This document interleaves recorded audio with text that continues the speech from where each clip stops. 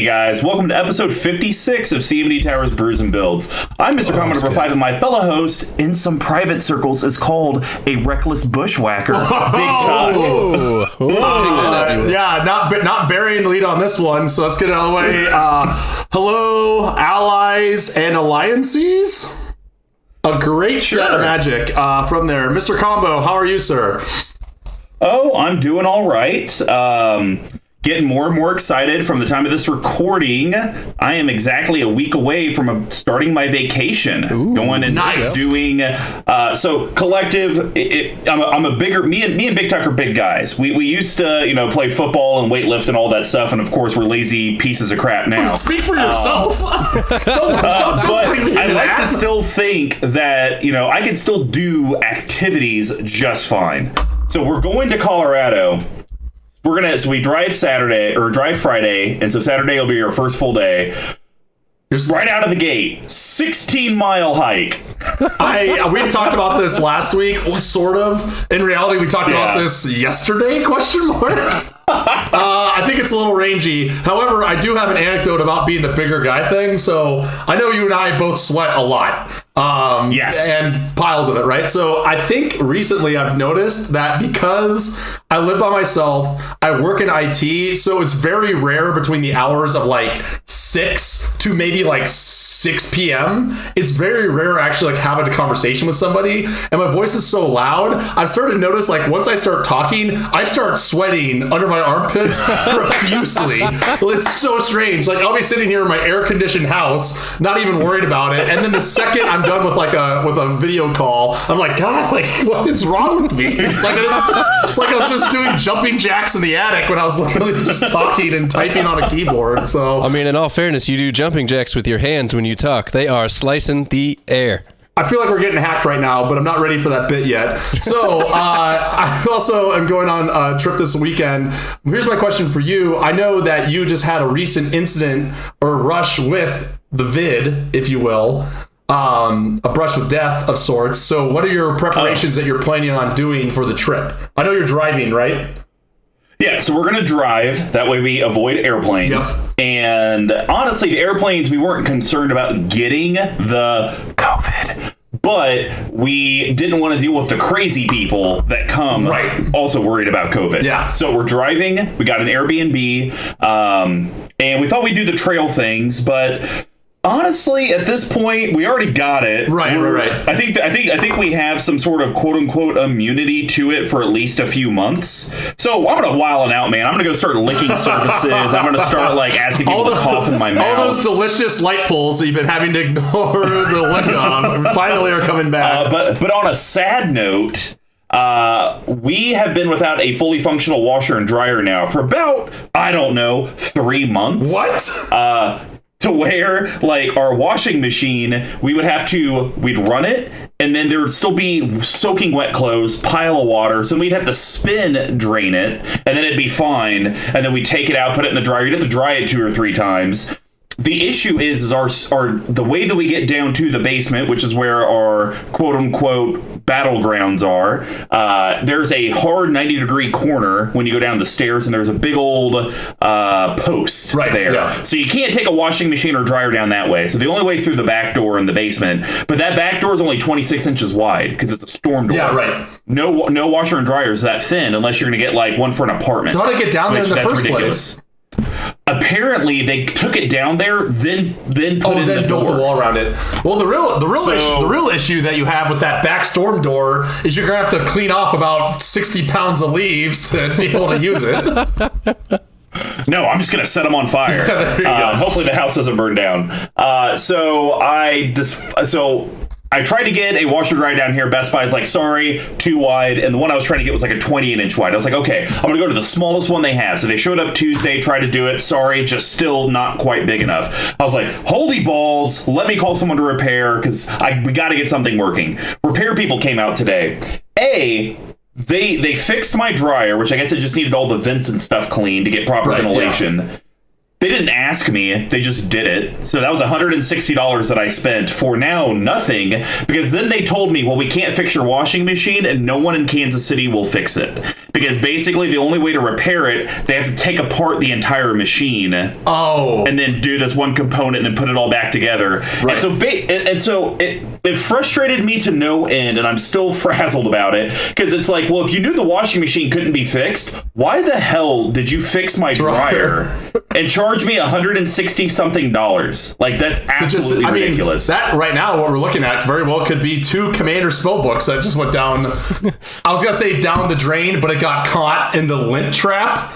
Boom! Still got it. So I have now had to hire a contractor to come out Saturday morning, take off my door and frame in the basement. Best Buy will then I have to coordinate with them to then get there, deliver the stuff, and then when they're done, call him back to come reinstall my door. I would have bought a new house by now.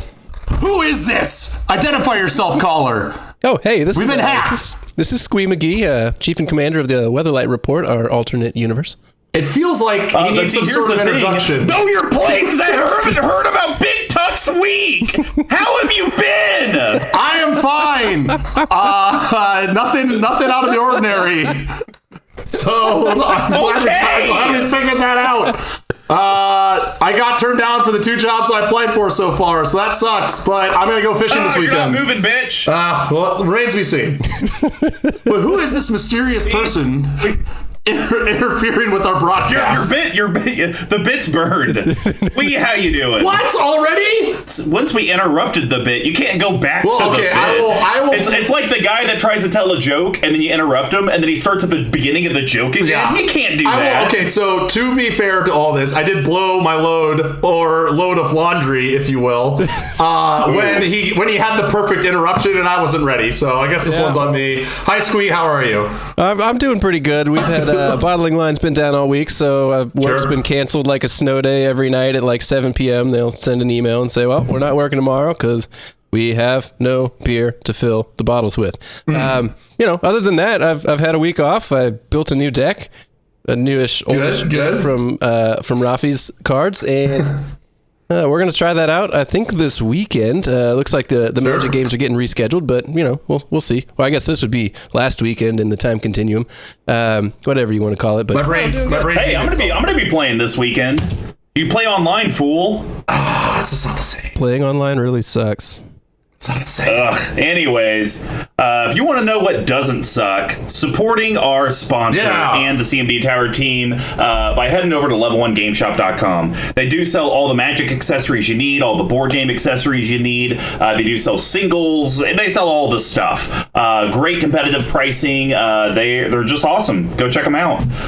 If you'd like to help us out financially, you can head over to our Patreon, patreon.com/CMD Tower. We have 4 different pledge levels. Rewards vary from getting access to the very lively I Can't Keep Up With It Discord, because you guys are awesome. Keep it up. I really thought we would create a Discord and it would be crickets or kobolds. I don't know if that fits or not. Well, because I really wanted to push a Slack group for our local gaming, and it crashed and burned. So I went in highly skeptical, but it turns out we're now conversing with technically literate people. But if you'd like to, so you do that for just $1 a month, or you could pledge as next as little as $5 up to $25, and then we'll actually send you some free. Well, I guess not free because you're paying for it. CMD Tower swag, and we actually give you a discount on that stuff versus going to our store, cmdtower.com/merch. So if you can't, help us out financially on a monthly basis, but you still want to pick up a really sweet sitting tight or get up and fight coin that features Squee McGee, you just go buy one and still join the Discord for $1 a month. You don't have to, join a BigTuck's Brew Buddies or Mr. Combo's Storm Count to be able to get the sweet swag. But if you guys can't help us out financially, just share the content you're watching and listening to, because truly every little bit of interaction from the collective does help. In every episode, we do want to give a shout out to the music provided by Pink Royal. And hey, stay tuned till the end so you guys can get details on how you could win the brand new giveaway for September. Can't believe it's September. It's kind of scary. So Brews and Builds is our deck tech series. Since we conquered the path to 32, we have moved on to the endless themes that EDH can bring us. Each month will be a new theme, and we correlate how these decks are constructed, similar to how a beer is brewed. So we broke it down into 4 different categories. The first one's rampant setting your board state. That's grains. Yes, and grains are the foundation of every beer. They include both base malts and specialty malts, usually about a 60 to 40 ratio. This helps with the color, taste, and most importantly, the alcohol content of the beer. Decks always need ways to grow, stabilize, and ramp into your bigger threats, and just like a grain profile, they're usually a mix of staples and specialty cards. The next one's going to be, how does your board interact with everything your opponents are doing, whether on their own boards or what they're trying to do to your board? We call that hops. Helps give the beer its patented bitterness and herbal floral flavors. They grow in a variety of strands and help distinguish subcategories like IPAs. Our hop choices help clear and interact with the board so your deck can do it at once. And then we have one of my favorite sections. How does your deck actually end games? How do you put your fist in someone's high five? We call that yeast. Yeast are living microorganisms that eat the sugar from the grain and poop out alcohol and CO2. It adds alcohol content in the carbonation. Without the yeast, you'd be drinking flat sugar water. Without yeast cards, your deck wouldn't meet the goal of actually winning the game. And if we were recording this on video to where you guys could see us, I am obsessed with flipping that coin. This isn't even a product pitch. Yeah, I just keep flipping this coin. I literally do this at work all day long. Really? It makes me feel like Two-Face. Yeah. And then the next thing is shenanigans. Yeah. This could be pet cards, synergies, alter the broods that are in the deck that are just kind of fun. We call that spice. Not every beer has them, but spices and additives help separate a normal stock beer from a specialty one. It could be the pepper that turns a stout into jalapeno stout, or the addition of hops that turn IPA into a double IPA. I really got to start bringing back the beer of the day section. But anyways, not every deck has something that makes it pop, but if it does, this is where we generally talk about it. And then to cap off the episode, we have redundancy. This is a bottle capping. BigTuck's and I's cuts and recommendations to the deck that are under $5, under $50, and a personal no budget. Only restriction is we can't talk about mana-only lands. So without further ado, let's get brewing. New month, new theme. We have moved on from Commanders Don't Matter onto Tribal, where your commander really does have to matter. For sure. It's the laziest theme there is in EDH, because you can literally just jam X tribe into the deck and see what horror or beauty comes from it. Or one could say beauty or the beast. Oh. So, to kick it off, BigTuck's actually going to talk about his very first 5-color deck we've ever featured on the show. Hey! We are talking General Tazri Allied Front. And I don't know, is it General Tazri? Because you left an A out of the header? You are not wrong. No, it is Taz. I think or is it like tzatziki sauce? It is Tazri, I believe. Although, Tizri does sound like a delicious something that might go on what some people would refer to as a gyro, but the people who know would refer to as a gyro. So I thought it also was fitting to start off with arguably one of the most bland tribes out there, besides perhaps maybe Slivers, my allies deck. Hey! So for those who don't know, General Tazri is kind of the de facto commander to it, so we can go through her real quick.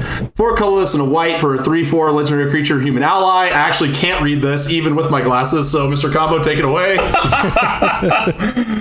It's a mythic. And when General Tazri ETBs, you may search your library for an ally creature card, reveal it, put it into your hand, and shuffle your library. Which, honestly, for 5 mana is very lackluster. Sure. Not very good. Here's where General Tazri is even a CEDH commander. For Wooburg, ally creatures you control get +X until end of turn, where X is the number of colors among those creatures. So good. Yeah, it's quite good. Especially if you have a couple Wooburgs. I'm gonna Wooburg then Wooburg. All my stuff gets +10. Oh man. So there's pretty much 2 ways to build this deck that I've seen. One of which is the way I didn't do it, which is actually really more of a combo deck, because there's one ally that you can tutor up once you make infinite mana through food chain combo or whatever else that you can kind of rinse and repeat and all that jazz. So I didn't want to do that because it's degenerate and kind of boring. So I went with even the more vanilla route of just jamming in as many allies as I possibly could. So this deck actually started as my ambiguously gay duo deck, and it was back when I was like doing more Kiro and Miro of Melites. I totally got that wrong. Kiro and Tiro of Melites. Yes, the Melites boys. Kainos. There we go. There it is. Nice. So it started actually as only. I think when I first built it, it was only creatures. It was only creatures in the deck, and I went with the allies thing. I think I played it once and realized that it was absolutely horrible, and I had no fun playing it whatsoever. There just isn't enough support for it. So with Tazri coming in and getting access to ramp draw, those kind of things that come with, non-permanents, it's pretty fun. So I also will say this. So this deck's price is well under $200, and I have the best of the allies that you possibly can get. So if you're looking to build a super budget deck or a relative budget deck, depending on where you're at, this one's good. The thing that's even crazier about this is I don't think I've gotten below second place playing this deck. What? I think I'm like 50-50 with winning or getting second somehow. I have no idea why. I know why. It's because you're the king of the politics of, what are you doing? I'm not doing nothing. Blah, blah, blah. I just need to hit you for 5. It's no big deal. Yeah, exactly. Just take the damage. It's no big deal. It's one card. This deck's terrible. But once it does start getting off to the races, it does help. So yeah, like it's not a deck that I play often. Not because it's, boring or anything like that, but it is kind of like, it can get blown out really quick. It's one of those decks we talked about where we talked about like throttling down. So if I'm playing with people that are playing very casual decks, like the precons of the world and whatnot, this is a deck I'll grab and just run it out and see what happens. Yeah, no, that's fair. And I think it's interesting because as I was trying to use EDH Rec to find some recommendations to maybe push the deck a little further, it's actually kind of hard to do because, and that this is the first commander we've come across this for, because General Tazri is a true CEDH commander. A lot of the cards that show up on General Tazri lists are CEDH cards. Right. So when you're looking at the list, like, yeah, you'll see some allies, but then you'll see some cards like, what the hell is this doing in here? If you had no idea about that kind of meta. Right. So I thought that was pretty interesting. I think I've seen this deck once out, and I do think you won the game, which was very upsetting. Thumbs up. And I don't know. Hashtag blasted. I don't know. I'm somewhat lukewarm on allies. I tried to make an ally deck at some point. I think I tried to go off of the Boros ally commander. Not going to mention his name just in case we talk about it, but that was the one I initially tried to do because he did come out before General Tazri. And so I tried to make that work and it just didn't. And I even think I tried to use him in standard. Didn't work.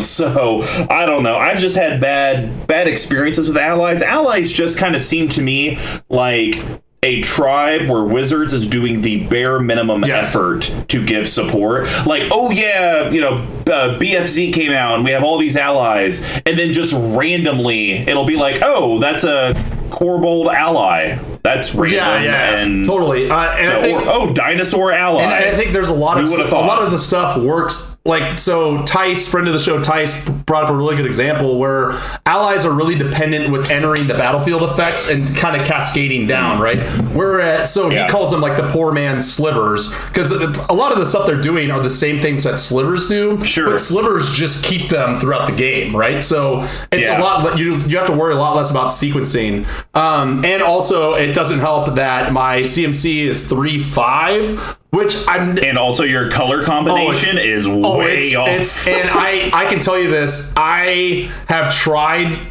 the best with the lands that I have because this is like the bare minimum of like there's things in here that like I see in a precon, it makes me sick. And it's always been one of those things where it's like I know what I need to do. It really wouldn't be that hard. I think for like $20, I could probably get the land base in here to make it not completely off kilter. But interestingly enough, it's never been something I've really struggled with, which is, I know it's incredibly hard to believe, especially because normally you make up with that with the green, but I'm even short on that. Yeah. Yeah, I mean, you're even running a Gateway Plaza in here, which is just nauseating. It's horrendous. Next time I see you IRL, I got a bunch of those Jumpstart lands, the ones that come in and tap for a color, but then you get to pick another color. I'm more than happy to, because I don't even think those are worth a lot, so we could probably find a card you have to trade for. And honestly, you could probably slot that set or cycle in here, and that would infinitely make Actually, your deck you know what? so much better. I actually have one of each of them, come to think of it. Oh, there you go. That's a great idea. So, yeah. Because it does depend, right? Like, depending on what's in your hand. So, that's where they can fit. Also, your grains, yeast, hop, spice, what the hell? Yeah. The guy has 27 grains, 23 yeast cards, 9 hops, and 4 spice. Does this deck does it truly, like, when you're playing it, you're really just playing by yourself? You're not really interacting with your opponents? For the most part. Just because you need, like, I've already cut the chaff of all the allies that are mostly terrible. And believe me, there's someone here that you'd be surprised to hear that. I am too when I was looking through it. So yeah, it really is just like, because again, the allies all kind of stack amongst themselves, they all fall into really weird categories. And it is kind of one of those things where it's like, yep, this is what I'm doing. So it's either people have blockers, a board wipe, or Teferi's protection, and we're off to the races. All right. Well, let's go ahead and get into this. Without further ado, let's head to the grains. BigTuck, what's your first grain card? So I am talking exclusively allies in all of my sections here. So I figured we might as well commit to the bit. I know. Oh, I know. I can see your face, and believe me, it was very difficult to make that decision. However, there are a handful of them, especially in this bucket, that I think actually can see play in other decks. The first one being one of the best ramp cards in the deck. It's an elf. Beastmaster Savant. I'm sorry, Beast Caller Savant. Nope. Not for you. Okay, so no. Colorless and a green for creature, elf, shaman, ally. That's a rare. It's sitting at 44 cents. It's a 1/1 that has haste, and you can tap it to add one of any color to your mana pool. Spend this mana only to cast a creature spell.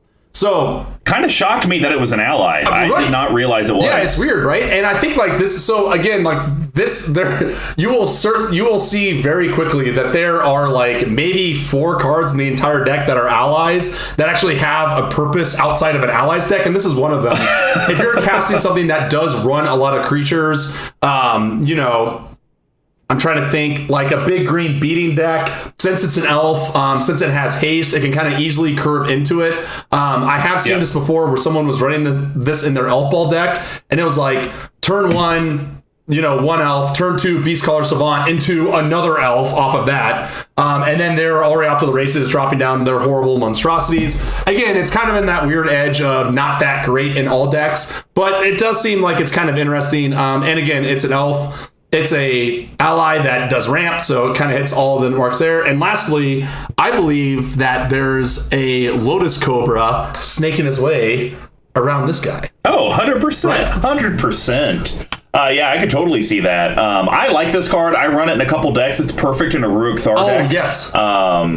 Yeah, so anything that I would say you're probably, out of the spells you're trying to cast, as long as 50% of them are creatures, you should probably run a Beast Caller for Savant. 2 mana, it's not a big, expensive boy. If it was 3 mana, I would say too much, probably not good. Right. As Tuck spills beer all over himself. That certainly happened. But, for 2 mana, it's great. 44 cents from a money perspective. You're not going to break the bank, and it has haste. So it's almost like a turn 1 birds to an extent. I get it. It's still not a card out of hand. Blah blah blah. Yeah. Suck my penis. But Easy enough. you can bleep that out. How dare you? So yeah, no. Beast Caller Savant, great card. So my first one is also an ally.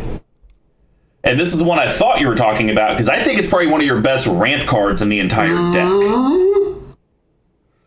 3, 2, 1. Harabaz Druid. Nope. All right. I was like, as soon as you started saying that, I was like waiting, and I watched your mouth, and I was looking for the turn, and it didn't come out. But yes, this is actually the best ramp card in the deck. Colorless green. It's $1.80. Wow. Because creature allies that matter cost $2. It's a creature, human, druid, ally, all the things. It's a 0/1, and it's a rare from Zendikar. tap, add X mana of any one color to your mana pool, where X is the number of allies you control. Holy banana hammock. That could be so good. I wish it didn't say of any one color. It would be nice if any combination, but I don't think they did that block of text back then. Yeah. I think the using mana or any combination of colors has been in like the last probably 3-4 years. Zendikar is what, 10 years old? Oh, don't say that. At least. Probably. Yeah. I think you're right. At least. It might even be older than that. Good Lord. What a nightmare. So... Yeah, well, because BFZ just came out 5-6 years ago, and there's no way that they would have done Zendikar twice within 2 or 3 years. And ironically, to your point, it's probably, like you said, it's probably been 4 or 5 years, and now they're doing Zendikar again, right? So great point there. Yeah. I love this card because the only way your deck functions is if you get lots of allies out. I think early game, it's probably okay. You're going to tap it like a Llanowar Elves, but as the game progresses, he just gets better and better and better. And in my opinion, once you have 4, 5, 6 allies, that's where your opponents have to make the decision of, am I going to waste my murder on a Herapax Druid? Because you can't just let it keep getting bigger. I tap for 10. Yeah, right. Exactly. And that's the hard part with this deck, because there are the allies that get better statically. Like this, like to some extent, maybe we'll talk about it.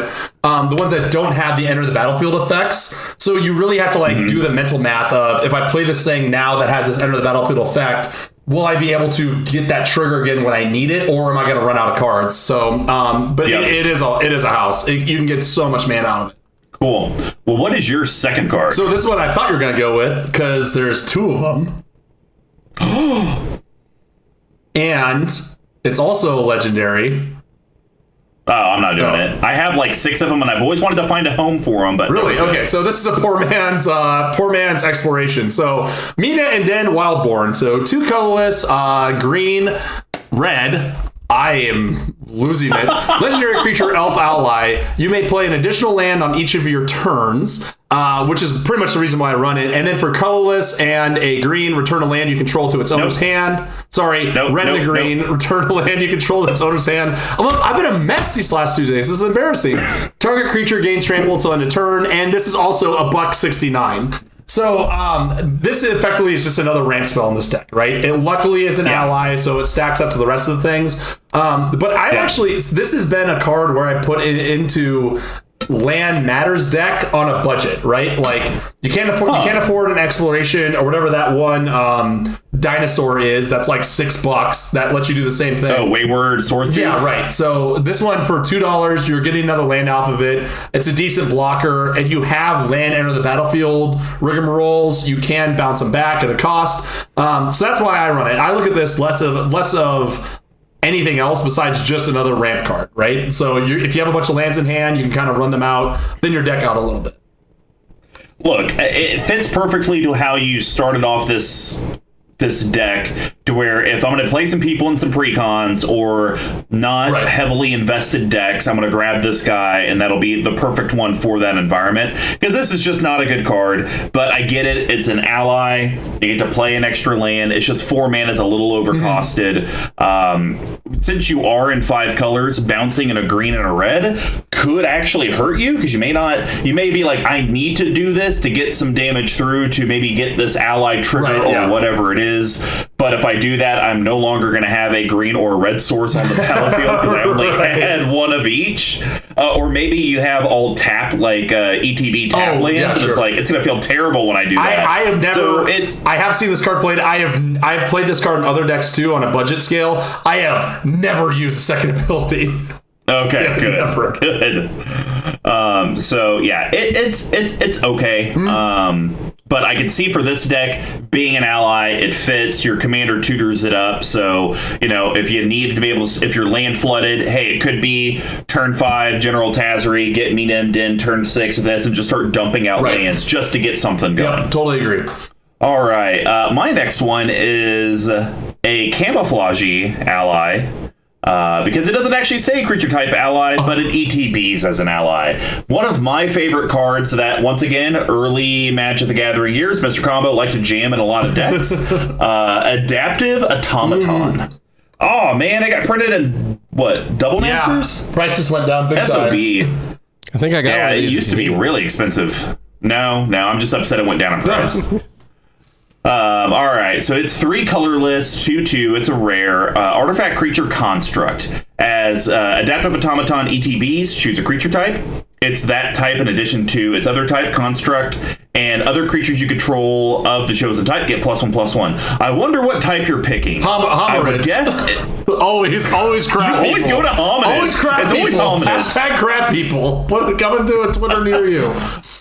But I love this card. I think even if you have a weird sub-theme, like a lot of times people will realize they have a wizard sub-theme or human sub-theme or elf sub-theme. Put a adaptive automaton. If you got more than 15-ish cards in a deck that all share a creature type, and part of your strategy is to hit people in the red zone, put this in there. It will absolutely do wonders for you. It's low costed. It's great on curve. It's flexible. So, if maybe someone did some sort of board shift and all of a sudden now you have a bunch of goblins, right? This still works when you play it later in the game. If someone Amanatu the fate shifted you when this is in your hand type thing. I mean, we're talking weird fringe things, but that just shows you how flexible the card can be.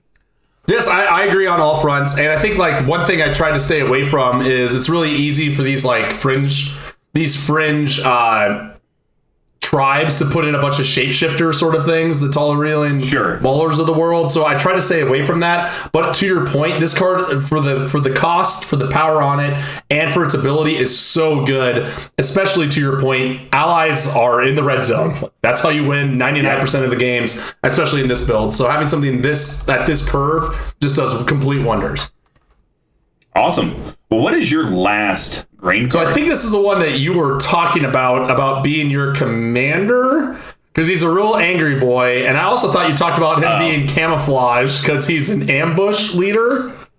But we were talking about Munda Ambush Leader. So 2 colorless and Boros, a 3/4 legendary creature core ally, because in some bizarre world you can run this as your commander, double question marks. Has haste, but most importantly, the reason why he's a green is he has the rally mechanic, which is just when an ally enters the battlefield with more steps.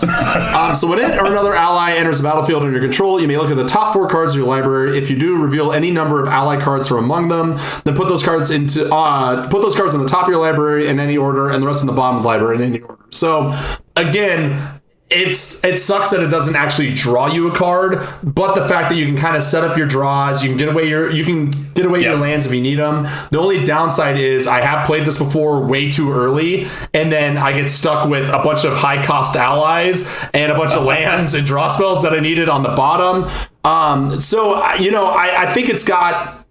I think it's an interesting build, and again, just having an ally that does something that's not combat focused, that you can kind of drop down your earlier stuff that's going to get bigger as the game goes on, gives this card a lot of flexibility. And again, like a 3/4 with haste, the fact that it can come out swinging with your other ally abilities does seem to help out quite a bit. So I think the interesting thing here is,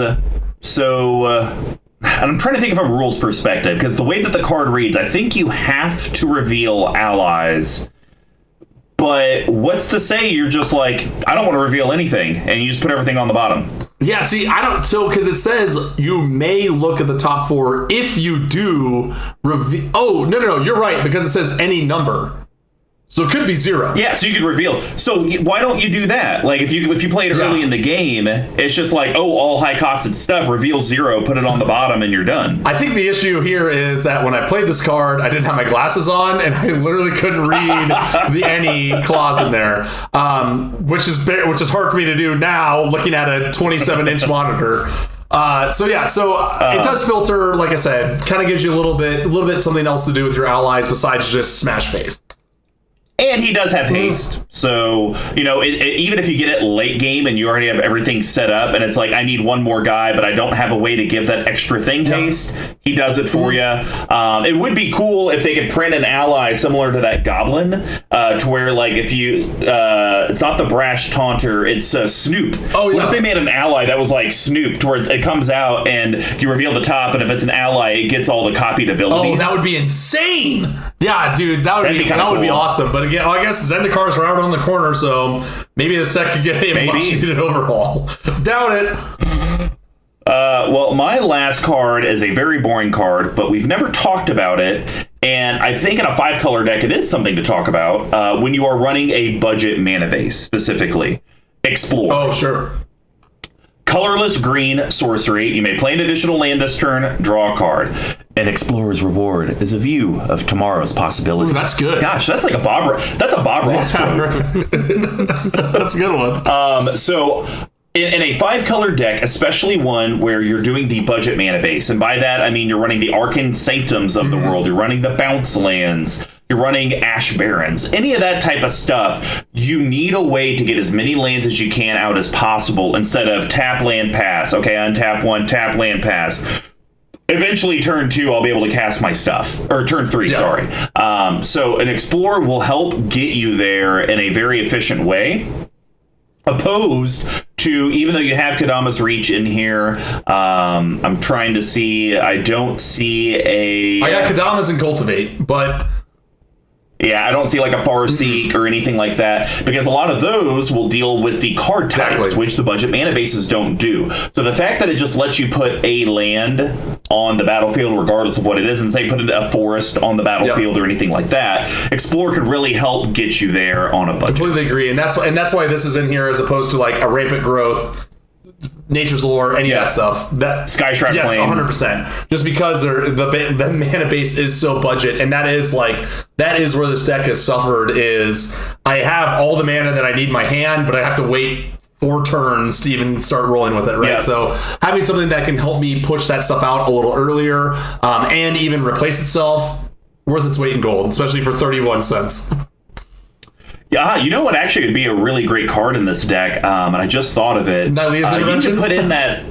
No. You need, because that all goes to hand. It doesn't even go to battlefield. You need to put in that red enchantment where all lands lose their... Blood Sun? Yes. Yeah. And I even think I actually have one sitting in my binder downstairs that I'm literally not using. I had let Dennis borrow it for his Dino deck, but since he gave that deck back, that's one for trade, man, and that would be a rock star really in this deck. A 60-cent card, so I don't have to get a $300 mana base. All right. Well, that's going to wrap up the grain bill. Now we're going to head over to the hot profile, and I will kick this off with not a lot of options. No. We got 9. We each get to probably pick will 3. have some interaction. So this one is a way that you can actually repurpose graveyards from your opponents.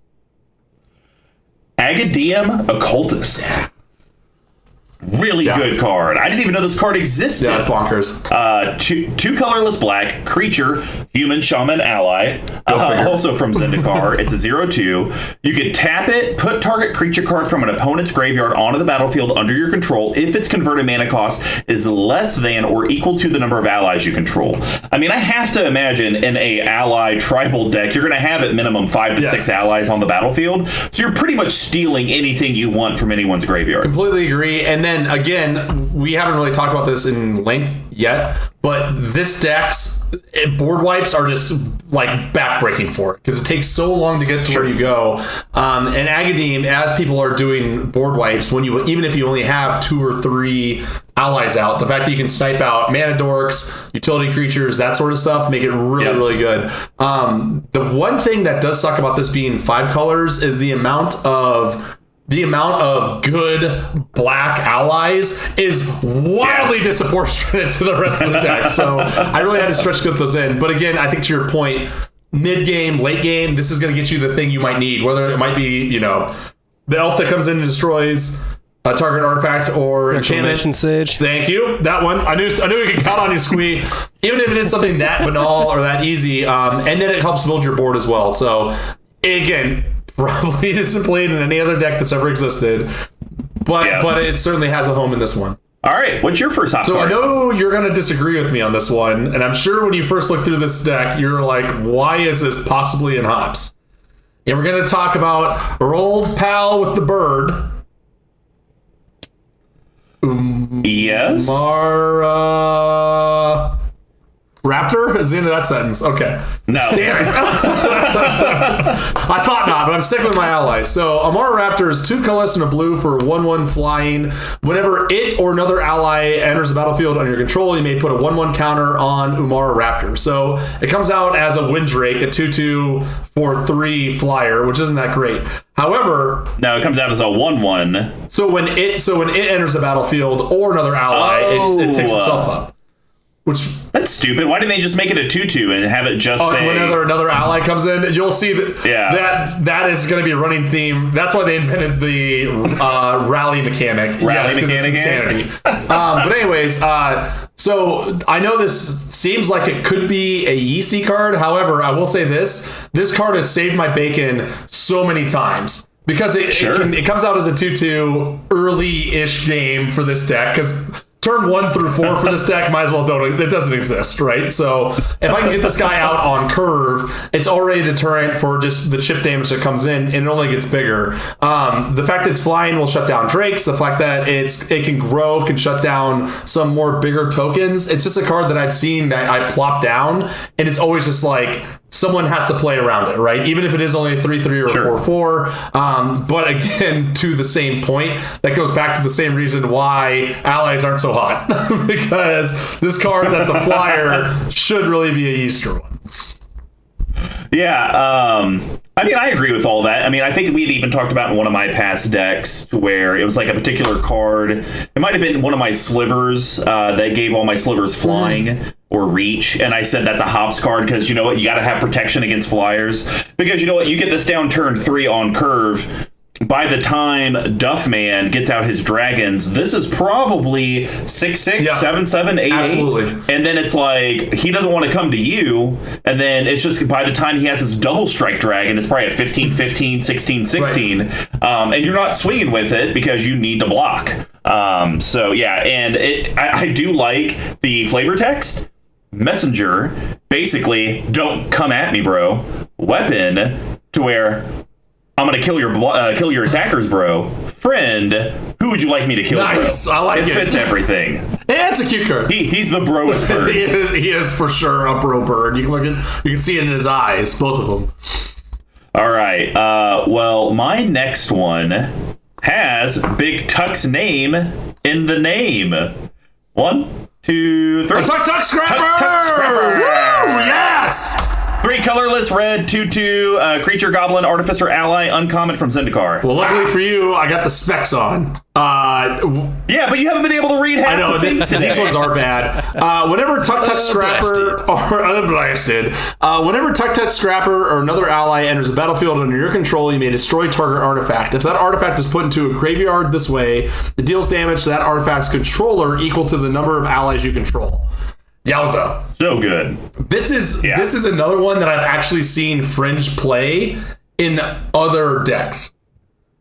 Really? I believe it. I think I saw this in someone's, it was either a Perforos or a Rurik Thar deck. Because it is artifact removal, it does deal damage, and it is a creature. It's a rangy one. It'll do 1 damage. That is a reach. It's a reach, but this is what I've seen multiple times out in the wild outside the deck. But in this deck, who needs a Vandal Blast, am I right?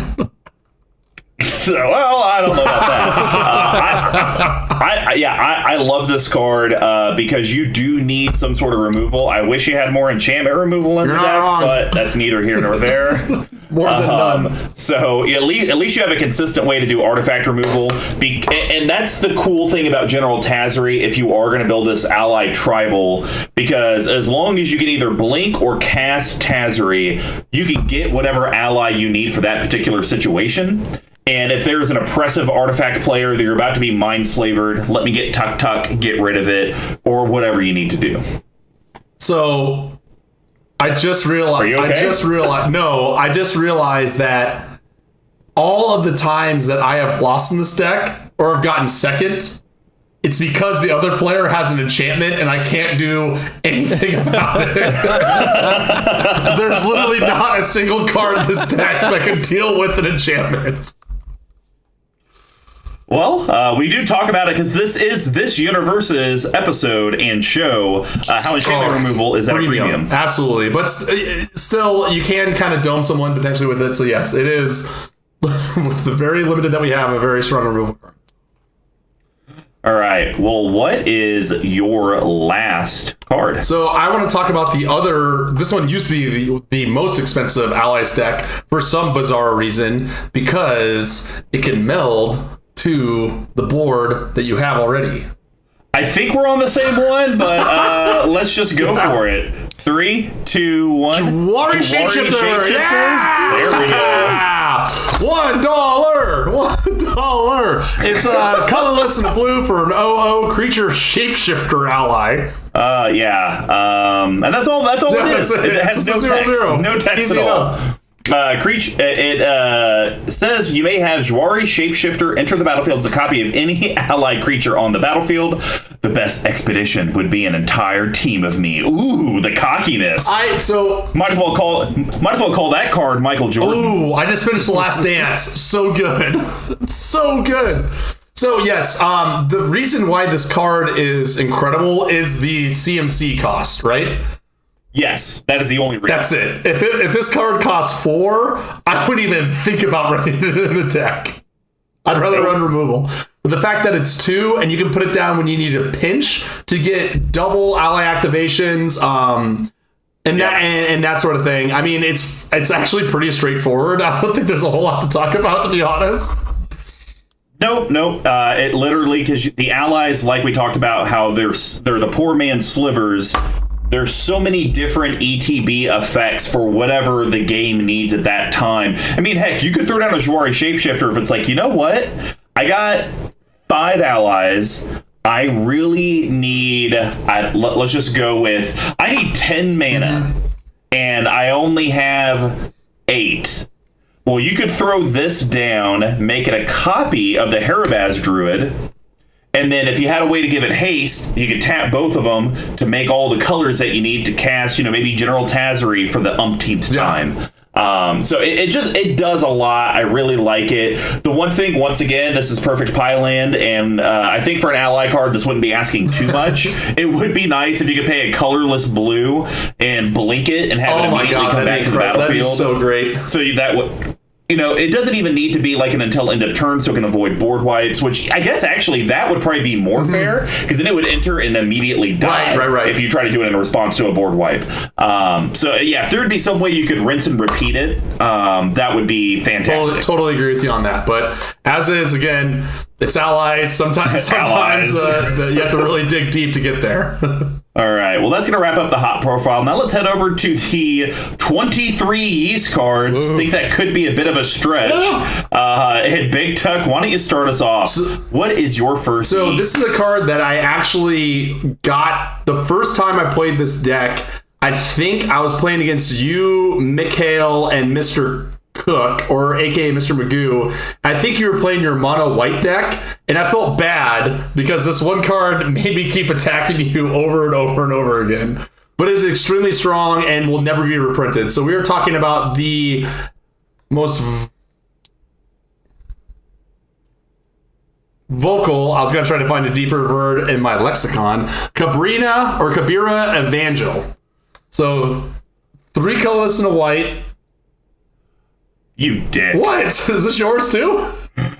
No. Now I know why you were... Well, it doesn't make sense that you swung on my mono white, considering everything that I usually block with is colorless, but I'm assuming I had no vehicles and I only had white. I think you only things, had a Sarah Descendant. So use a dick. Use a dick.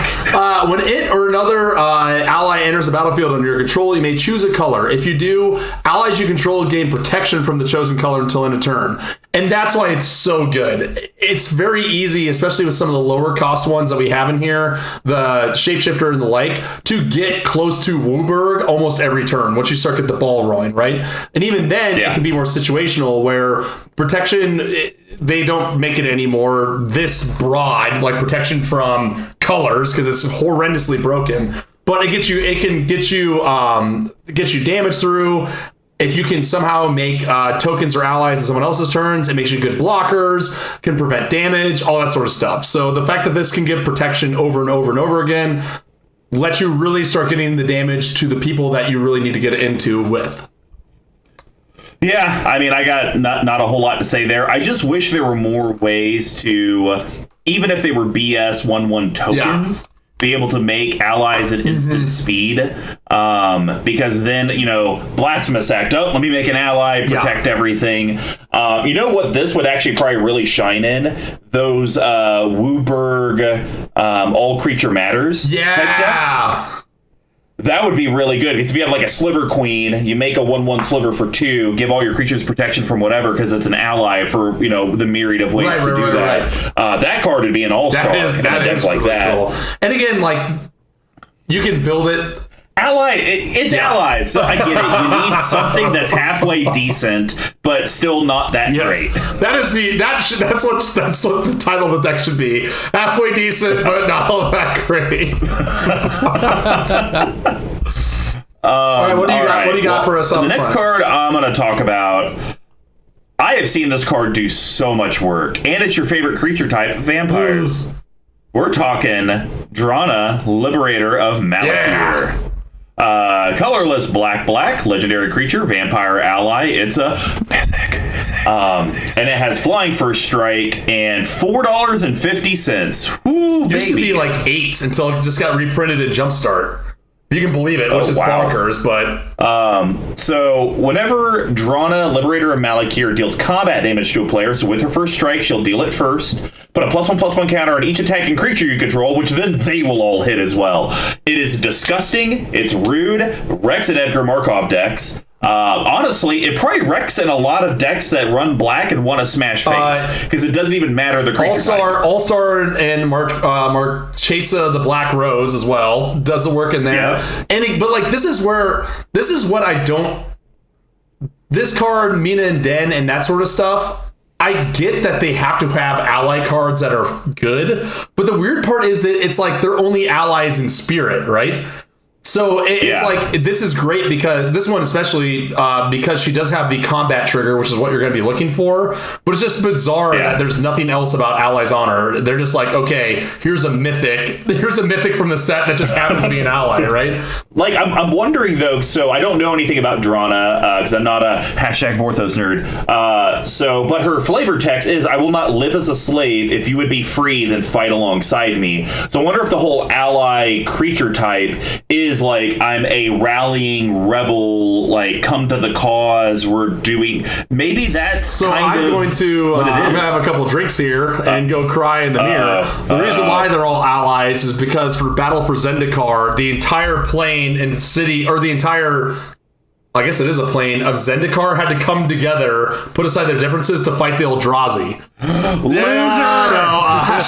Suck it, BigTuck. Here we go. But how do you... Okay, so Oath of the Gatewatch obviously was also on Zendikar. Are all allies present on Zendikar? Yes. The first one was Worldwake and Zendikar in that block, and then the only other allies are from Oath of the Gatewatch and Battle for Zendikar from that set.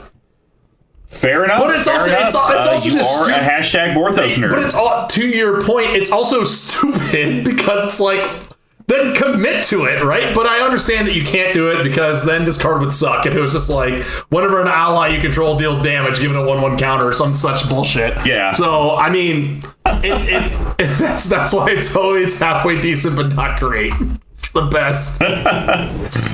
All right. Well, what is your second Yeast card? So this one, actually, this is another one that sees plays in other decks, but it does deal. Does it deal with allies? Maybe it doesn't. No, I guess it doesn't. Whoops. Back to the same argument. We're talking. You made mention of this at the top of the cast. He does a little bit of bushwhacking, and maybe he's not so great with his spending. We're talking about the Reckless Bushwhacker, 2 colorless and a red for 2/1 Goblin Warrior ally with haste. Again, sure, why not? Surge, 1 colorless and a red, which is why this is really good. You may cast a spell for Surge cost if you or a teammate, again, the Oath of the Gatewatch and Battle for Zendikar was one of those weird battle bond sort of things. When it enters the battlefield, if its Surge cost was paid, other creatures you control get +1/+0 and gain haste until end of turn.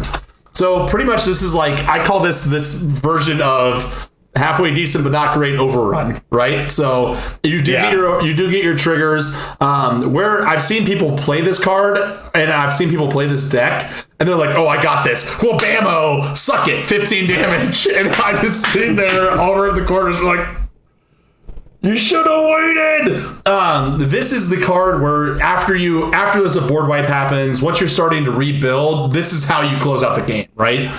You get the ally triggers, it has haste, it gives everything else haste until end of turn. When you're at 8-9 mana, maybe in some magic praying to Heliod moment, you can be able to cast 2 or 3 allies in a row.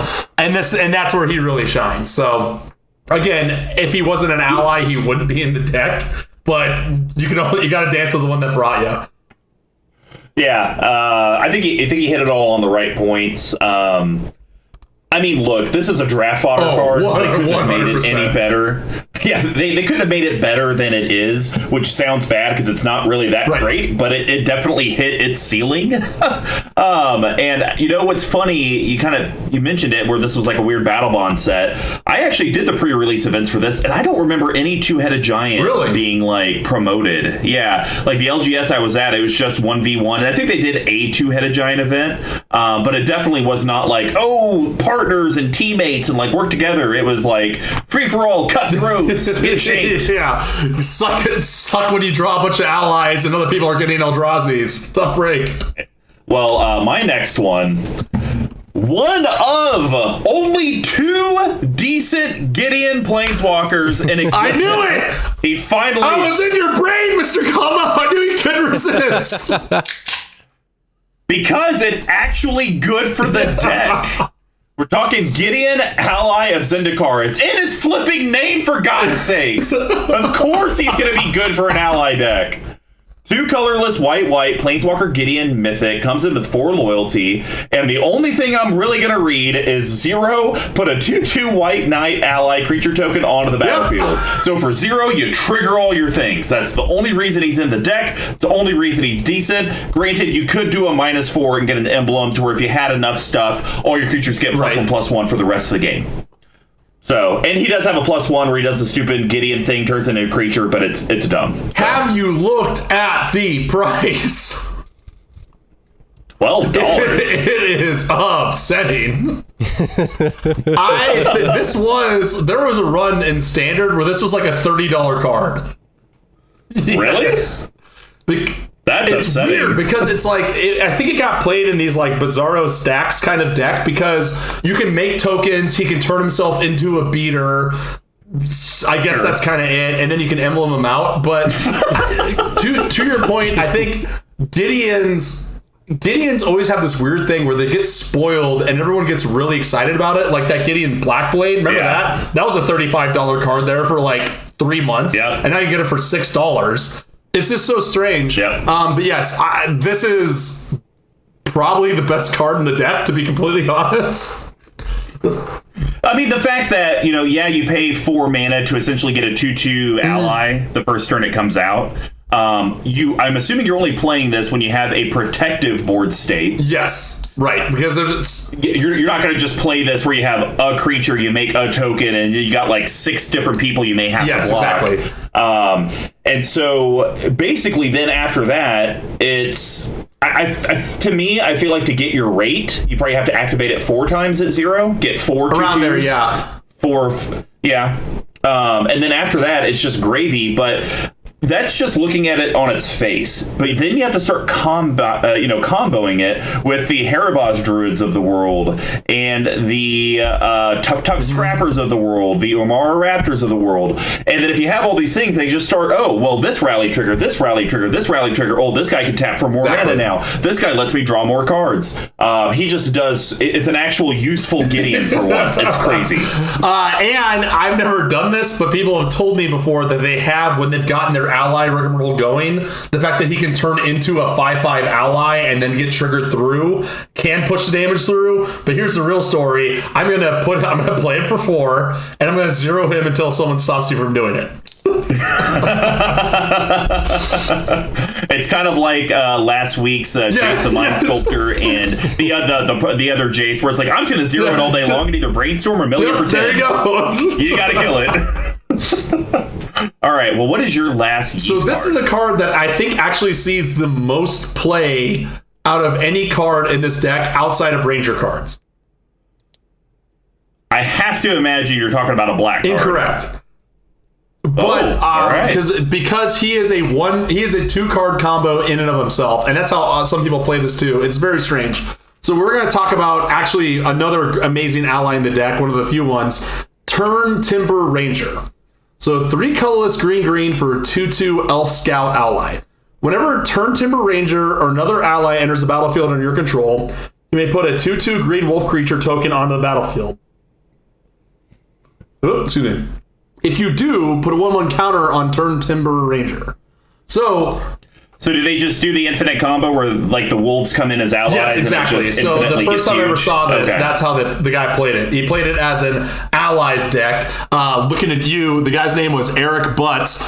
You, if he's listening, I fucking hate that guy. And the best part is his name was Eric Butts. He had like a Danny Glover Predator 2 size ass. It was humongous.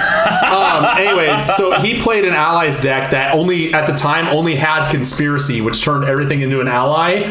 And like this is one of his infinite combos, right? So he played Conspiracy. I literally returned to Dusted. He's like, well, this game's over for me. So, and that's the way that's played outside of this deck. However, in this deck, it does churn out tons of value, right? Like being able to get that blocker, even if it is a wolf, and get him huge. There is this like subset of allies where it's like when they enter the battlefield to get a 1/1 counter, another ally enters the battlefield to get a 1/1 counter. I'm not plus with those, right? Because it's like, okay, Path to Exile, problem solved, right? Or the myriad of removal for a creature that has no way, shape, or form any sort of protection.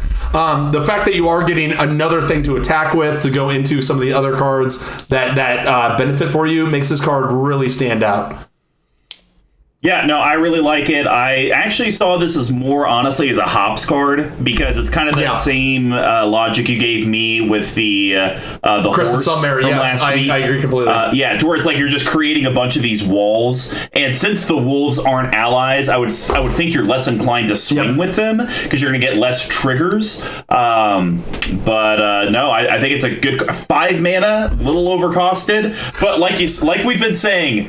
Not great, or sorry, what is it? Like half decent, good, not great. Halfway decent, yeah, halfway decent, but not great. All right. Well, I'm gonna wrap this up with a non-ally creature because you got a lot of ETB effects, and I'm proud of you for having this in here because it is kind of degenerate, and I like it. We're talking Yarok the Desecrated. 2 colorless Sultai, black, green, blue, legendary creature, elemental horror ally. Wait, what? No, I'm just kidding. Can you imagine? It's a mythic. M20. They're like, okay, I guess. Well, the thing is M20 doesn't take place on a particular plane, so it can be Zendikar. Right? There's crab allies out there, I swear to God. Death Touch lifelink, and if a permanent entering the battlefield causes a triggered ability of a permanent you control to trigger, that ability triggers an additional time. The biggest thing that we once again have to point out, just for the audience, is you do run the budget mana base, which means you have the bounce lands, and it's going to feel real bad if you have Yarok out, and your only land for turn is a bounce land, which means you're just not going to play a land for turn. Right, exactly. So, it feels real bad, but, it is what it is. But with all these ETB ally effects, man, I really feel if you get Yarok around and it comes back to your turn, you should probably win the game.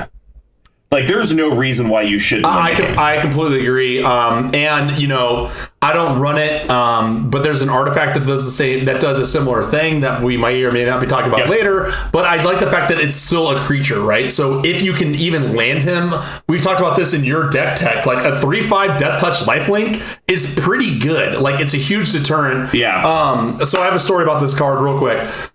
Squee McGee was begging and pleading for a constantness.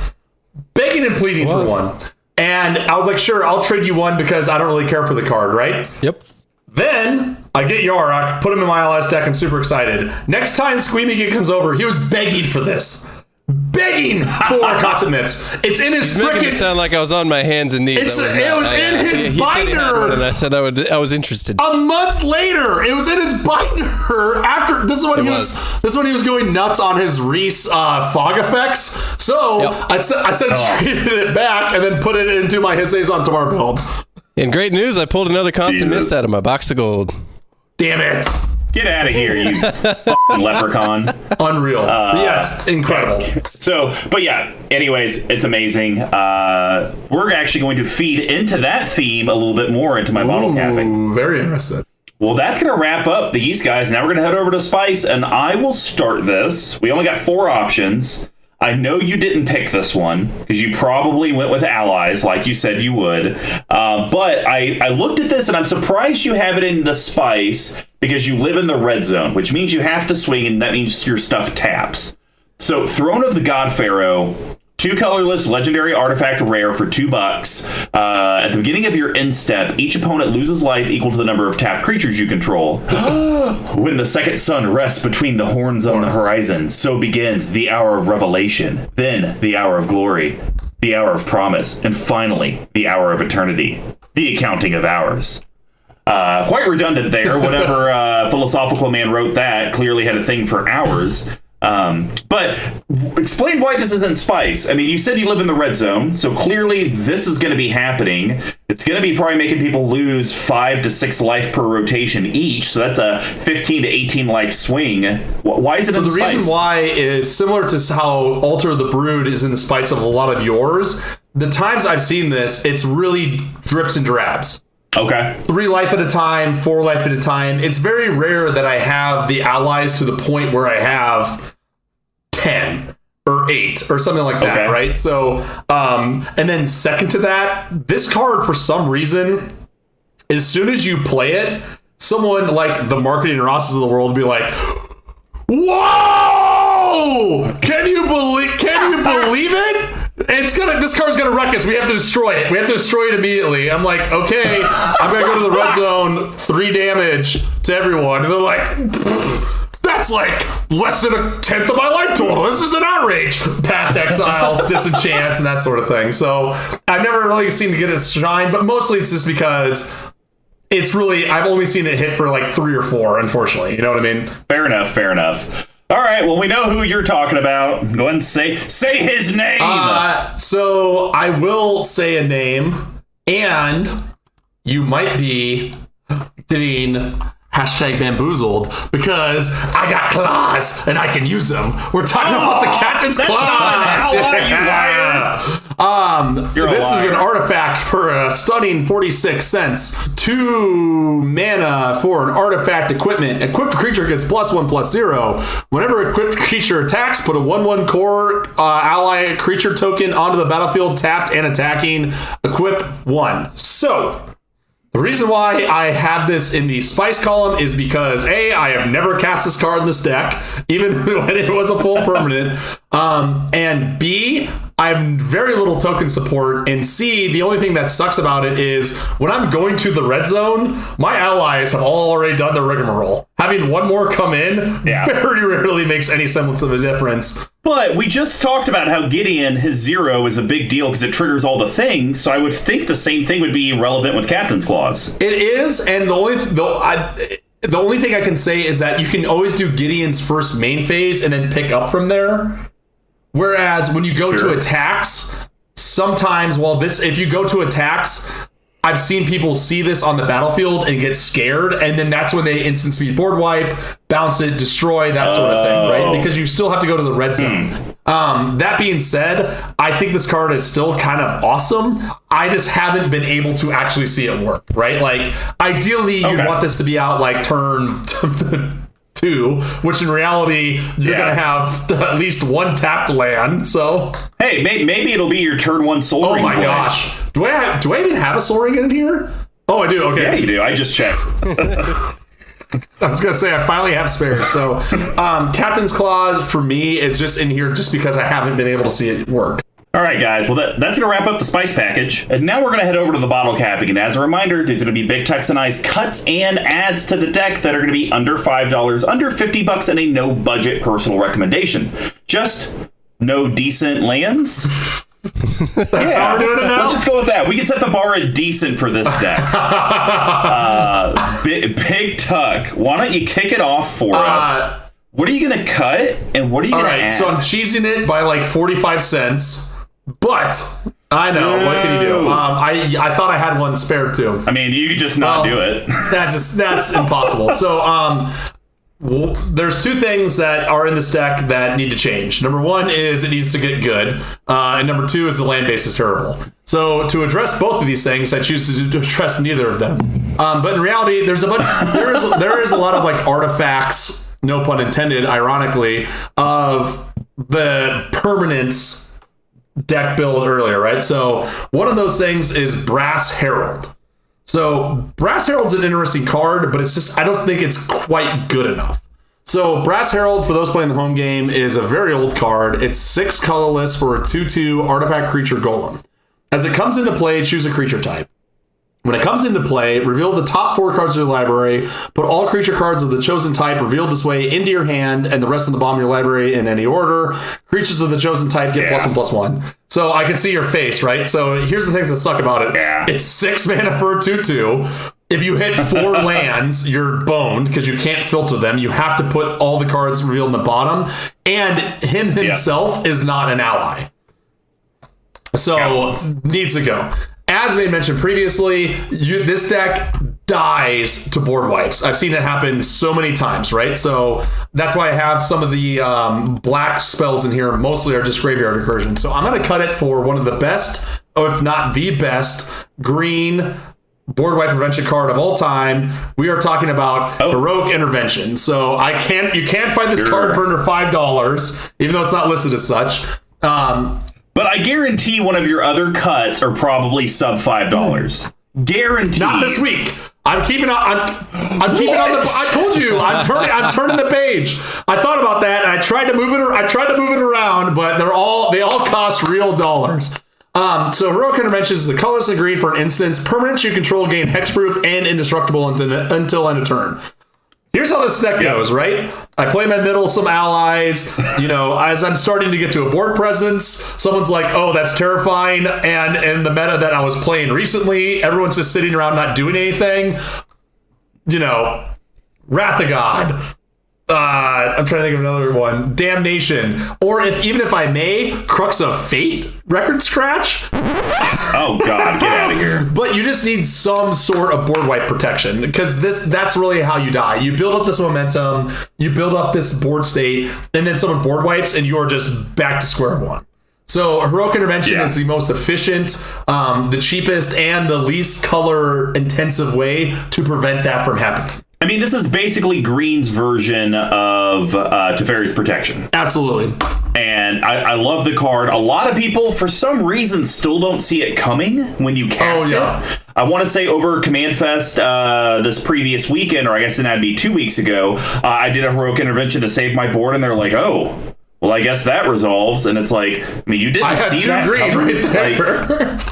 Yeah, like if someone sees you playing blue and you got either 2 blue or 7 blue open, it's like they're either Psych Rifting or Counterspell. It's just immediate. That's what's going there. But having a green and something else open, no one thinks, ooh, Heroic Intervention. Even people with a white and 2 other colors will be like, ooh, they get Teferi's Protection. Yeah. No one sees Heroic Intervention. I just don't know if it's not played a lot. It is in 16% of decks that resemble green on EDH Rec, so clearly it's in decks. It's just not on people's radars. And I think part of that was the price tag, because I mean, it wasn't too long ago where this was an $18 card or something like that. So now it's got reprinted. Now that's gotten reprinted. Enunciate your words, BigTuck. We're gonna see it a lot more. But again, So I'll talk a little bit more about my thoughts around these cuts in a minute. What is your first cut? I can't wait, because I feel like this is you just sitting at like beer league softball, right? And the pitcher comes out and stumbles, and you see him warming up, and he's just lobbing it just straight up in the air, and you're just salivating as that softball comes down just to crush it home. Yes. So I'm cutting this piece of trash card. I get it.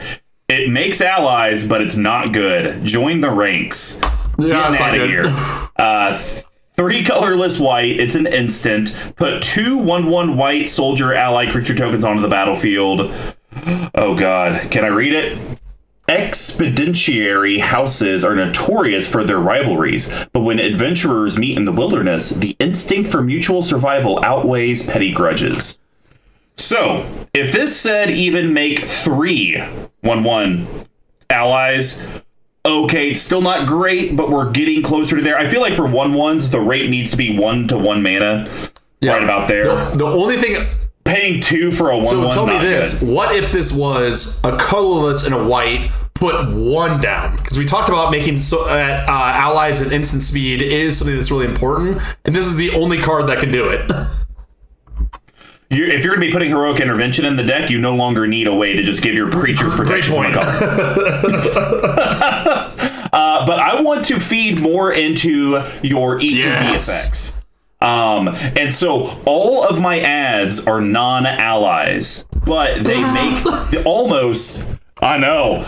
So seeing Yarok in the deck really gave me inspiration not to cut allies and make it, less ally focused, but to find other cards to take out, to put in better creatures that are non-allies, very similar to Yarok, to where it just makes the deck a billion times better.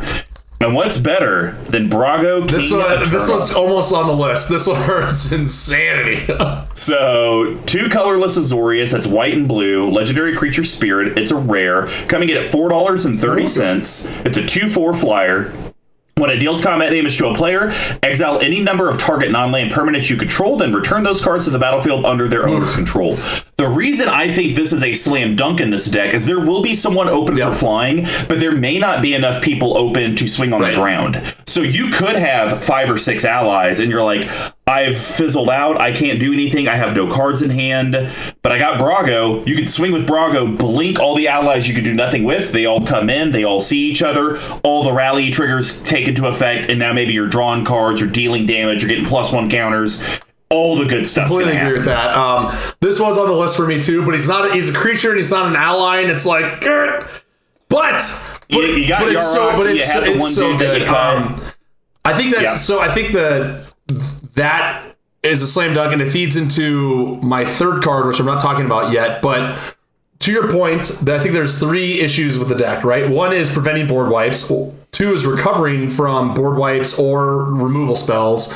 And lastly is this blink theme, which is extremely important as well. So... yeah, absolutely. And if you have the Yarok out, choose not to blink Yarok, and then everything happens twice. Once again, I made the comment that Yarok potentially is a game winner if it gets back to your turn. What happens if you just have Yarok? You could literally play Yarok and have Brago already out and swing, and you just win. It's just that is incredible. So needs to come in. Yeah, for sure. All right. Do you have a spare? Brago? I feel like you would. Probably. Nice. Probably. All right. What are you going to cut for your under 50? So, part of this deck that really needs to enhance is getting stuff out of the graveyard, right? So there's a few cards that do it. We didn't talk about like Living Death in this deck. I've one off of that. It's bonkers. So there's a card in here that I still don't know if it's good. Creeping Renaissance? ? Record scratch? Yeah. It's like right on the cusp for me, right? So 3 colorless, 2 green. Choose a permanent type. Return all cards of the chosen type from your graveyard to your hand, and as flashback for 5 colorless, 2 green. I don't know. I can't tell. Like, I literally can't tell with this because, like, in some builds where it's like, well, if for some reason you're running green, something artifacts or something like enchantments, maybe. I don't know. I'm just not sold on this guy. My thought on Creeping Renaissance is it is a poor man's graveyard recursion because it's only 75 cents. If you're not using it as a poor man's graveyard recursion, because most likely whatever you pick, you hopefully have a lot of in your graveyard. So you're probably going to go out of your maximum hand size. You're going to have to discard, losing stuff anyways. So you're possibly paying 5 to maybe get 3 cards back, 4 cards. Which is still decent, but not amazing. So I look at Creeping Renaissance. That works well in decks that are going to have very cheap things to cast, so they AKA storm off. The decks that produce a godly amount of mana, so they get it, they can actually play the items, or no maximum hand size type decks, which you don't even have a Reliquary Tower in the deck. Look, I think it's a good card. It's just I think you would get a bunch of allies to your hand, and with your curve, it's like, okay, I paid 5, I got a bunch of stuff back. Yeah, discard 4. Discard down to hand size. Totally. Yeah. So I'm gonna cut it for a new card, which I have a copy of, and I've been trying to figure out the deck to get into. So this has there's like 2 cards in this deck that this kind of goes against, but because I have no way to tutor for them besides my commander, I think Luminous Broodmoth is gonna do some serious work in here. Oh man, right? I think it works.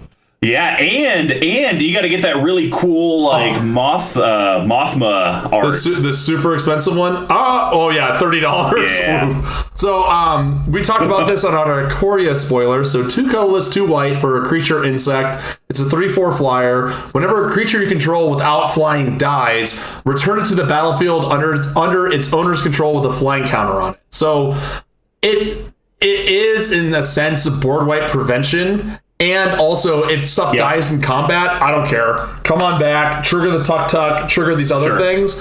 It seems to me that, and like we talked about, as things come back with flying on it, we're going to the red zone. Now we don't need the 2 or 3 allies that are overcosted that give things flying. So for me, it kind of fits that gap of dealing with the graveyard. It's also a creature that can attack and also helps push damage through. And I bought one for overpriced when I was in Tulsa. There you go. And if you have Brago, all the things with flying counters, you can blink them out. They no longer have flying counters. You're good for board wipe protection again. Huge fan of all that lines of play. So, but that's... Oh, man. Just think if you had a way... Oh, this would be so good. If you could figure out a way to take away flying from Luminous Broodmoth, she would come back with a flying counter. You blink her with Brago. She comes back without it. Then you have forever board wipe protection. Forever unclean. I love the card. Works great. I love how we're adding more and more non-allies into the ally tribal deck. What do you got for me next? All right. So what I'm going to cut, you're going to be a little curious on Urban Evolution. So 3 colorless Simic, that's green-blue, it's a sorcery. Draw 3, and then you may play an additional land this turn. As the Simic released more of their Crassus experiments, they required new habitats, always at the expense of the locals. I think it's overcosted for what it is. It's just flat out. Yeah. Continuing the train of adding in non-allies, but that help you. So the first one... CMC parity. We took out a 4, added a 4. This one's a 5. We're going to add a 5. I still want you to be able to get lands because you need to get that done. But this card is a yeast card on top of a grain because we've kind of talked about sometimes you can only play a couple allies at a time or you may not have the hand and so you're just kind of stuck. Well, this card lets you play stuff for free. Golos, Tireless Pilgrim. Sure. 5 colorless, legendary artifact creature scout. It's a rare. It's a 3/5 coming in at around $6. When Golos ETB, search your library for a land card and put that card on the battlefield tapped. So you're actually accomplishing better than your draw 3 because you got to hopefully, if you don't have a land, you're hoping you're get a land. So this guarantees get you a land, whatever land you want. Then for 2 colorless Wooburg, which you'll have at some point. At some point. It's a big... At some point. Exile the top 3 cards of your library. You may play them this turn without paying their mana costs. That's phenomenal. We talked about the Mondu. What was that dude's name? Munda Ambush Leader. There we go. Munda Ambush Leader. So we talked about Munda and how you were like, yeah, it sucks when you play it early game and you stack it with like the most expensive stuff. Well, you could literally cast Munda, stack it how you want, and activate Golos, and it's all free. And then you get the biggest stuff out there, probably 15 to 18 mana worth of allies for 7.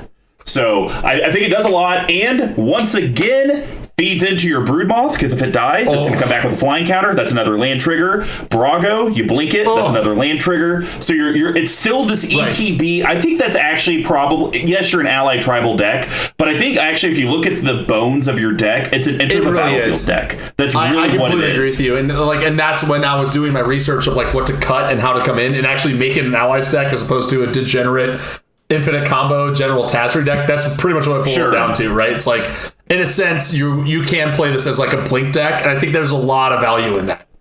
Especially playing the commander, where you can go get the cards that come in. You can go get the 1 or 2 cards that really matter for that. So, yeah, I mean, it could be to where you have the perfect setup, and it's like, you know what? I just need one of the allies that drain life at this point. You know what? I'll cast my commander. I'll get it. I'll cast it. Brago, blink. Everyone dies. Totally agree with that, man. All right. No budget. How'd you break it? So, this is a leftover card. I really want this card to be good. I really don't think it is. It was really good when this was permanents only, because I think it went creatures only, then permanents only. And still, this does not cut the mustard. So I'm going to cut Icon of Ancestry. Oh, okay. It's just, I want it to work so well. So 3 colorless. It's an artifact. It enters the battlefield. Choose a creature type. Creatures you control, the chosen type, get +1/+1, which is, so it's like a bad robot at that point, because it's not a card, it's not a thing itself. And then 3 colorless tap, look at the top 3 cards of your library. You may reveal a creature card of the chosen type from among them and put it into your hand, put the rest of the bottom of your library in a random order. And that's the issue. It's like, if it was each creature of that type, a la Brass Herald, and it's a repeatable effect, I think I would be more excited about it. But the fact it's 3 tap and you're just rolling the dice, right, for 1 card, even if you do stack your hand up or the top of your library up, there needs to be a term for top of the library, like, because it's like top of library. That's so like wordy. It needs to be like or something. I don't know. Get on it, wizards, nerds. How about just like top? Just top. But then everyone thinks about, so we got ruined with that with frickin' Sensei's Divining Top. That's immediately what you go to. So I literally thought you were about to say, we all just got ruined because, top. Yes, exactly. Cheap. You beat me on game. Right. So what are you adding? I am going to put in one of your favorite card types of all time. And I think this is going to play... Alter the Brood? No, Alter the Brood? Please. Although that would be horrible if we do the Brago blink thing. Planeswalker, I am looking at Venser the Sojourner. Yeah. 3 colorless, white and a blue for legendary Planeswalker Venser.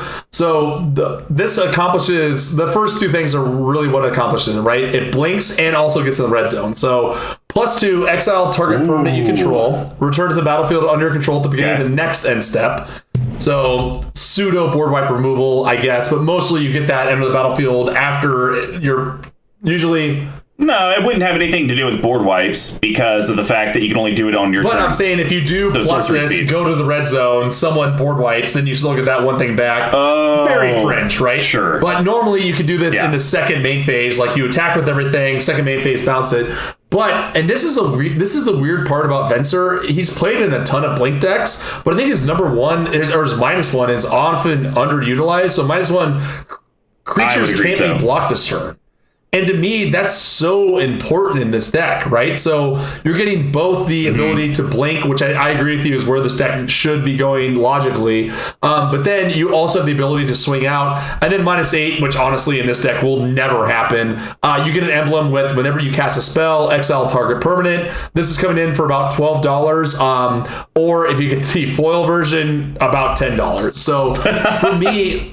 which is always strange with these dual deck stuff, right? So for me, I think this actually really gives this deck wheels where it needs it the most.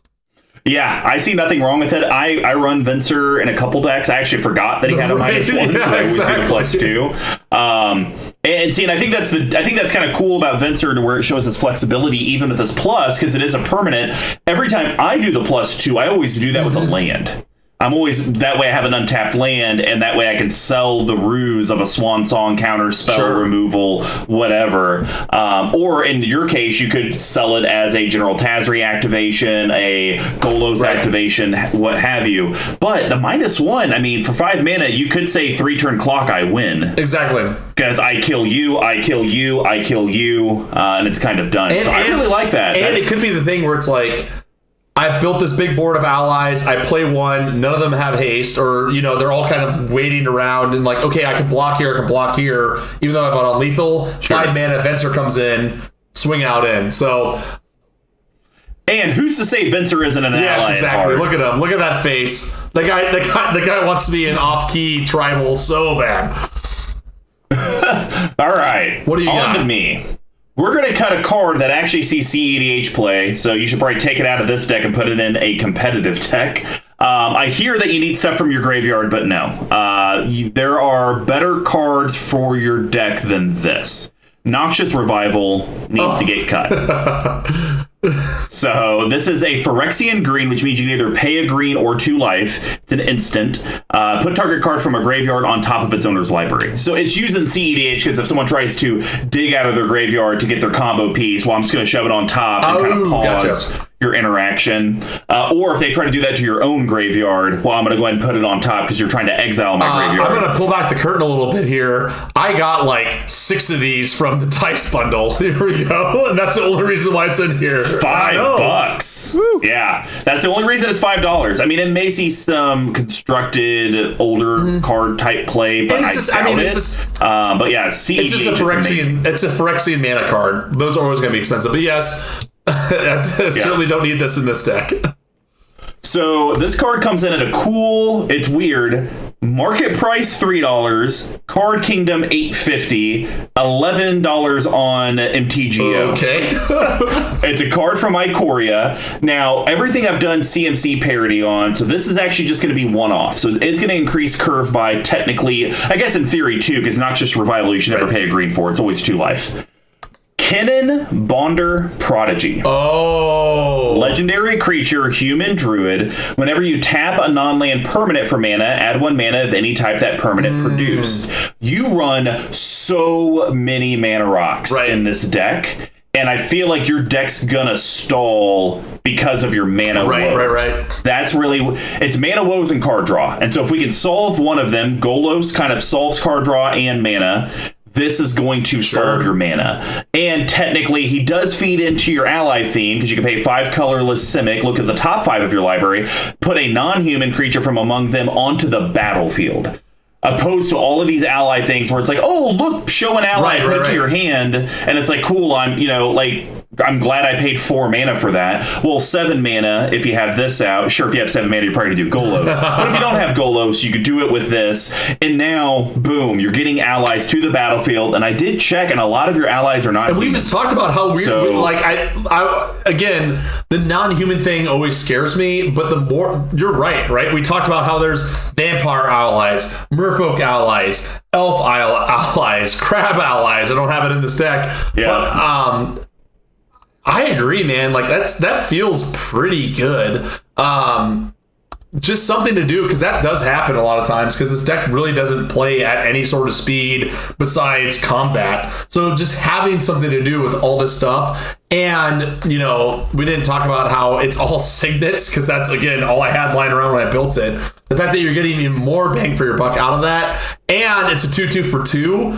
I feel pretty good. I feel pretty good about this one. Which is weird, because how is this card only $6? I thought this is supposed to be like bonkers, Simic, competitive, $30 card stuff. Yeah, so I did some counting, and I'm going to now search by how everyone else searches by. So out of the 33 creatures you have in your deck, half have the human subtype.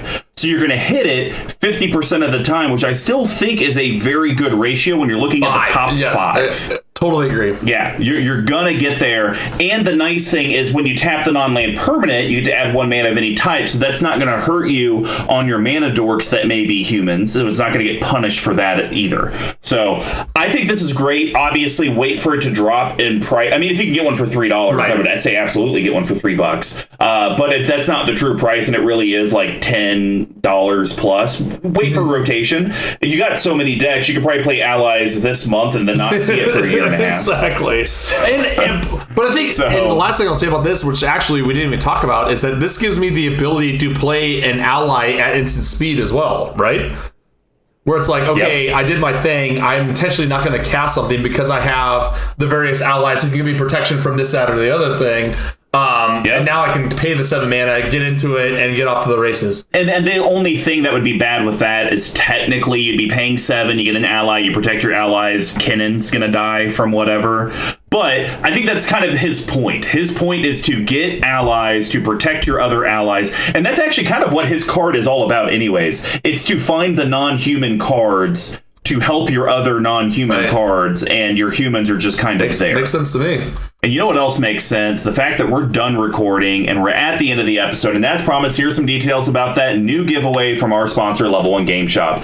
We're going to be giving away, because we have so many sets that come out, a Zendikar Rising Fat Pack. Nice. So you will be getting one of those, plus a CMD Tower playmat and sleeves. To enter, it's extremely simple. Just help promote the content we currently produce. You get an entry for every interaction you do with us on social media, and including following and supporting the channel. We will announce the winner on MTG Action 4 News October 6th, and social media soon after. And yes, these giveaways will be happening every month, so keep on supporting us. But if you would like to leave us some positive feedback on your consumption platform, whether it's YouTube or a podcast, please do. It makes us feel nice. Very nice. And a 5-star review. The Borat reference. If you'd like to find out ways that you can contact the team and find out more ways to enter into the contest, here's how you can do that. You can reach me at Mr. Combo number 5 on Twitter, all spelled out except for the 5. BigTuck. If they want to become part of your ally tribe, where can they get a hold of you? I am still at BigTuck tweeting on the interwebs, aka Twitter. At some point, I will reinstall the app on my phone and actually be able to respond in real time. To install the app or no? The fact that you don't even have the app. It's a real quagmire. You can also reach me at BigTuck at cmdtower.com. You can also reach our main account at CMD Tower on Twitter as well. We also have a website where we will have the deck list and article posted, cmdtower.com. Basically, go to your interwebs and type in Crumbling Necropolis, Mystic Monastery, Drana, Liberator of Malakir, Tower.com. Sweet McGee, if people want to hear your beautiful self, how could they do that? Well, I mean, if you want to hear me, I guess you got to call me and or come here in person or listen to this here podcast. But otherwise, if you want to digitally see what's going on, you can find me on Twitter at Dear Squee. You can find me on Facebook or Instagram at Rich Chaos Records.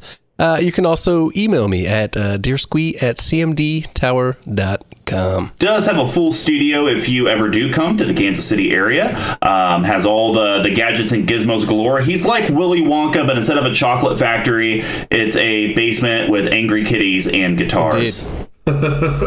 If you'd like to support our sponsor and let them know that you really appreciate these monthly giveaways, head over to level1gameshop.com. When you place an order in the order notes, just type in CMD Tower so know that you came from The Collective. They do have their own TCG store as well as their own storefront. So you can get your singles or seals. You can also just get board game accessories. Hook them up. Let them know that you appreciate these monthly giveaways, because it would mean a lot to us. And I know in these times it would mean a lot to them. If you would like to help us out financially, head over to our Patreon, patreon.com/CMD Tower.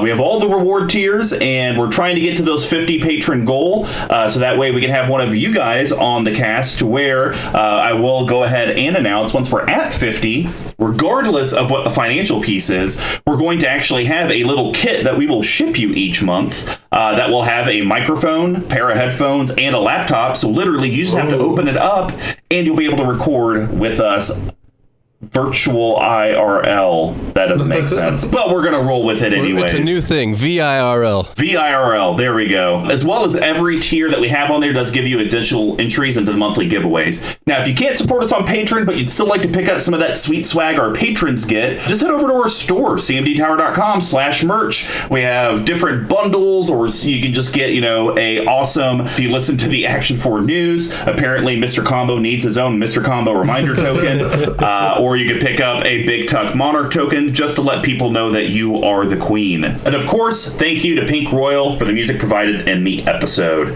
So BigTuck, to start off our month of Tribal, General Tazri, the Allied Front. How do you feel now? Do you think us adding all these non-allies will still make you feel like it's an ally of a deck? Yeah, I think it's gonna make it a deck I actually want to play, outside of just being like, yeah, I'm okay losing. without its baggage. So yeah, it's hard. It's like going into a deck building knowing that you're already pushing a boulder up a hill. When you look at allies, right, where it's like your pool of cards is extremely limited. I would say it's similar to like energy decks or vehicle decks. Sure. You only have so many to pull from. But I think with our combined wills and powers, we can't turn this into a deck that I actually enjoy playing. Yeah, and I think that's a great point, because, I do have a vehicle deck, and if I just went vehicle tribal, it wouldn't be fun. So that's why I had to add the extraplanar lenses of the world, the land taxes, the white stacks cards, the infect type of equipment type stuff, to be able to make it worthwhile. And I would definitely say just jamming a bunch of allies together and tribal support cards. Yeah, like, sure, you could have put a coat of arms in here and it probably made it a little bit better.